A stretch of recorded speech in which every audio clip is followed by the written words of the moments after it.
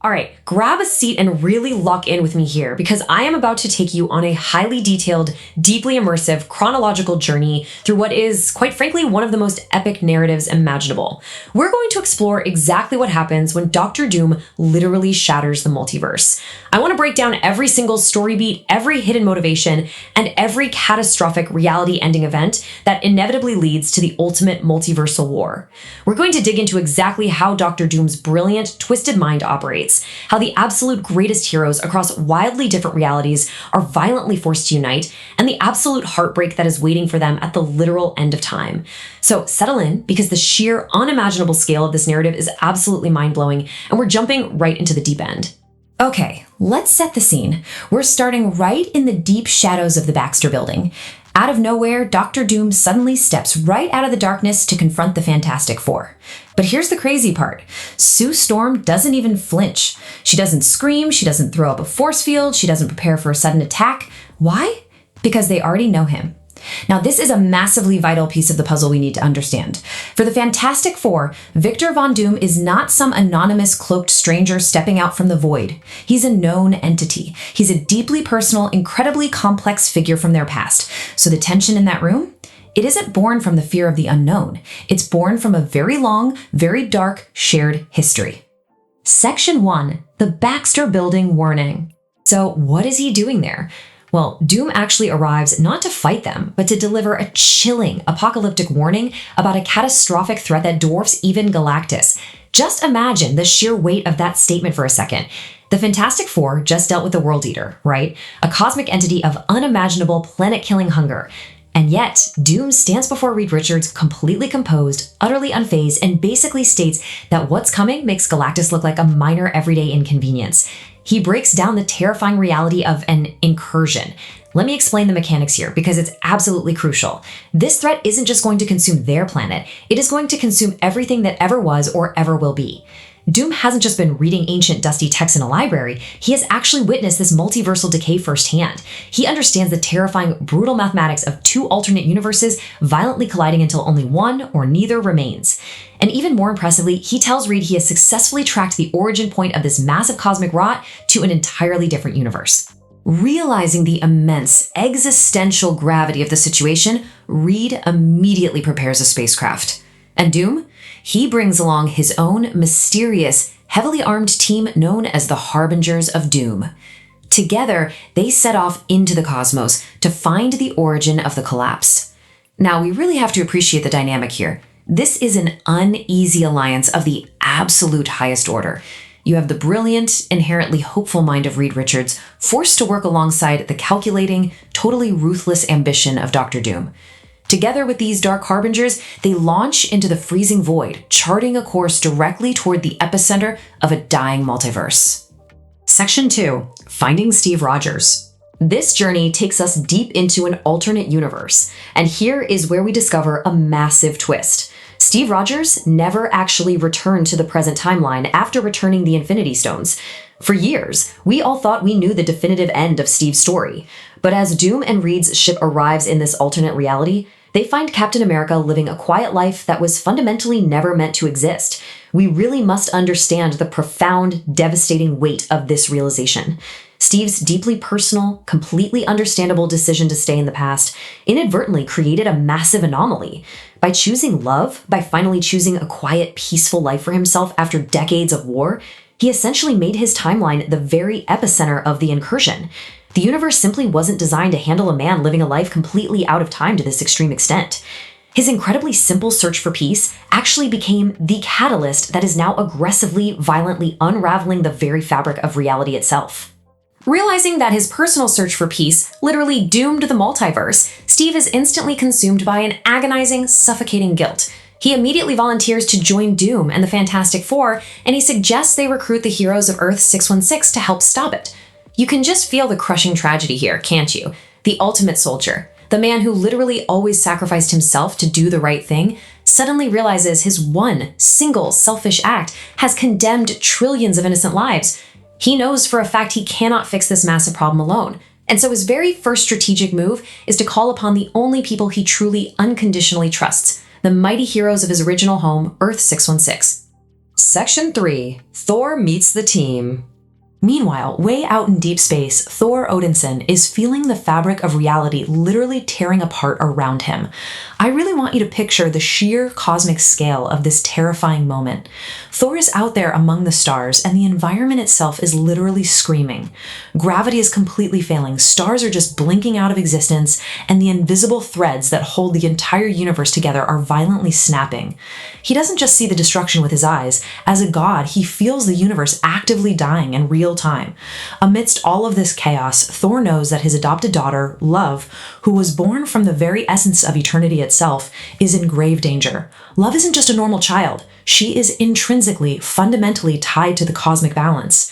If the multiverse decays, she decays right along with it. So what does he do? He desperately heads toward Earth to leave her safely in Valkyrie's protection. Thor's primary motivation in this exact moment isn't to go fight a grand war. It's the primal, desperate need of a father doing everything in his power to keep his kids safe behind the heavily fortified walls of New Asgard. As Thor aggressively rushes back, his path perfectly, miraculously intersects with Reed's ship in the dark void of space, bringing the God of Thunder face to face with a deeply relieved Steve Rogers.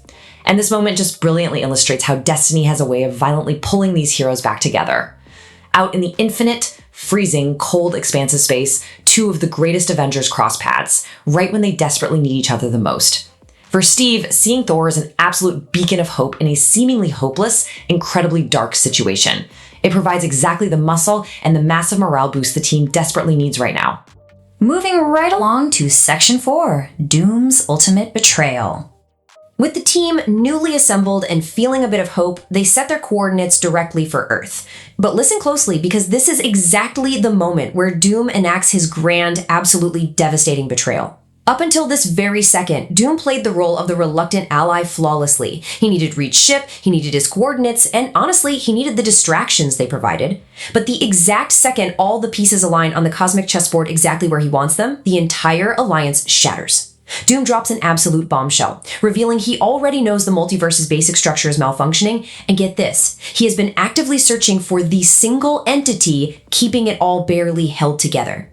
The absolutely crucial point here is that Doom literally never cared about stopping the incursion using Reed's science, not for a second. He recognized that someone out there was using an unfathomable amount of raw magic to manually weave the dying timelines together. He just needed to figure out who that cosmic architect actually was. Let's explore exactly how he pulls this off. Doom secretly casts Rune's magic to basically trace the multiversal anchor, fully intending to sever this being's connection and steal that absolute power all for himself. Rune's magic is incredibly ancient, it's incredibly dark, and it is highly, highly precise. It doesn't just track a target, it acts like a magical guillotine. Doom's entire master plan from the very beginning of this whole ordeal was to just ride along with the Fantastic Four just long enough for his highly complex spell to lock onto the ultimate prize. It's all about allowing him to cut the strings and take the throne. The ancient magic finally pinpoints the target's exact location, revealing to Doom that Loki is the one binding the timelines together from the Time Variance Authority. Imagine the twisted realization going through Doom's mind here. The beating heart of the multiverse isn't some cold machine, and it isn't an abstract, faceless cosmic entity. It is the god of stories, sitting totally isolated at the end of time, physically manually holding the branches of reality together. And now, Dr. Doom has his exact coordinates. Doom sharply and cruelly mocks Reed Richards' ego, declaring their brief alliance officially over before dispatching his harbingers, which amazingly includes Scarlet Witch and Clea, to the X-Men universe to mind control Sentinels and abduct powerful beings. This is the moment where Doom completely, unequivocally takes over the narrative. He looks at Reed, supposedly the smartest man alive, and just dismisses him entirely. He then unleashes his absolute heavy hitters. Sending Wanda and Clea straight into the X-Men universe to weaponize the Sentinels is just a terrifying masterstroke of multidimensional warfare. It completely ensures total chaos reigns across the board while he makes his move on his real target. But here's the twist. Doctor Strange, who had been secretly embedded as one of Doom's harbingers, suddenly turns on him. He banishes the hostile forces and orchestrates a desperate multi-front counterattack across all of reality. This is a genuinely brilliant tactical pivot. Strange was essentially playing the ultimate long game, hiding right in plain sight among Doom's most trusted forces.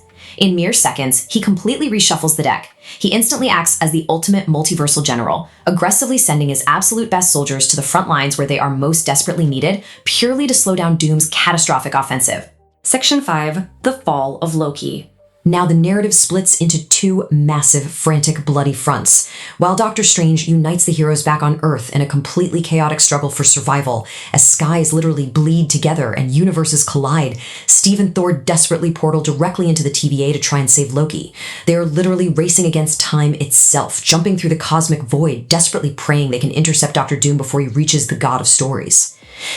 But I really want you to picture the sheer, terrifying horror as they finally arrive. The TVA is utterly, completely destroyed. The once pristine, endless bureaucratic halls of the Time Variance Authority have been reduced to smoldering ash and dead silence. The temporal looms are completely shattered. Steve and Thor step out of that portal expecting a massive fight, but instead they walk into a graveyard. Doom has slaughtered practically everyone in his path, and the worst part? He has already stolen Loki's god-tier powers.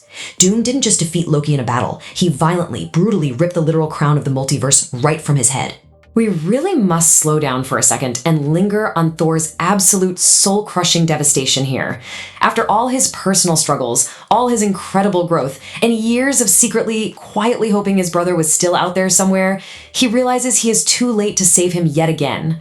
Thor just falls to his knees amidst the smoking rubble of time itself. The emotional toll of this moment is staggering. Every single time Thor thinks he has finally found a semblance of peace or a piece of his family, it is violently ripped away from him. This isn't just the loss of some grand cosmic being. This is a deeply traumatic, highly personal failure for a brother who just wanted his family back. In the blood-stained rubble, a dying Mobius weakly hands Steve a tempad, giving them the exact single tool they need to escape the ruined TVA and return to Earth 616 before the whole place completely collapses into nothingness. Mobius, a man who dedicated his entire existence to maintaining order, uses his absolute final fading moments to give the Avengers one last fighting chance. It's a deeply tragic but undeniably heroic handoff. The TVA is dead, the war there is lost, but through this single tiny tempad, the resistance against Doctor Doom is given a desperately needed lifeline to retreat, survive, and regroup. And that brings us to our final section, Section 6, the Battle of Latveria. Back on Earth, Steve Rogers steps out of the portal, instantly, seamlessly resuming his rightful role as the legendary, undisputed leader of a massive, united army of Avengers, X-Men, Wakandans, and Thunderbolts. The very moment Steve's boots hit the ground on Earth 616, the entire dynamic absolutely shifts. The multiverse is literally, physically falling apart in the bleeding sky above them, but on the ground, Captain America is in charge. Beside him, fueled by an unimaginable mix of paralyzing grief and explosive rage, Thor prays to Odin, summoning the breathtaking, golden divine army of Asgard to join the mortal ranks. Thor is channeling every single ounce of his agonizing pain over losing Loki into pure, unadulterated, world-shaking power. He calls upon the ancient magic of his forefathers, tearing the sky open, not with another terrifying incursion, but with blinding golden light. The legendary immortal warriors of Asgard descend from the heavens to stand shoulder to shoulder with Earth's defenders. Just looking at this perfectly united front, drawing fierce heroes from across dimensions and nations, it is the absolute ultimate culmination of hope standing firm against overwhelming despair. It is a cinematic spectacle of truly unparalleled proportions. Doctor Strange and Reed deduce something incredibly important. With infinite power, Doom wouldn't just hide out in the cosmos. His sheer, unbridled arrogance would demand he return to his homeland, Latvia. This is such a brilliant, crucial character insight. Think about it. Anyone else who suddenly gained the infinite power of the God of Stories might retreat to the quiet end of time, or maybe create their own safe pocket dimension. But not Victor Von Doom. Oh no. His ego absolutely requires a throne. He fundamentally requires his people to look up and gaze upon his majesty. He will inevitably rule the fractured, burning remains of existence from the very castle he has always called home. Under Steve's fierce, unwavering command, heavy hitters like Thor and Sentry lead a final, incredibly desperate charge right into the heart of Latveria, leaving us to wonder, can the battered remnants of a dying multiverse possibly dethrone an omnipotent Doctor Doom? This is the grand, heart-stopping finale we have been marching toward this entire time. An army of grieving, desperate, pushed-to-the-brink heroes charging headfirst into the sovereign, fortified territory of a man who literally holds the strings of reality in his very hands. It is the absolute, ultimate David versus Goliath story, scaled up to a terrifying multiversal level, and it leaves us staring down a chilling, unavoidable reality. Survival is no longer guaranteed. If they want it, it must be paid for in blood. So the question remains, what happens when the dust settles?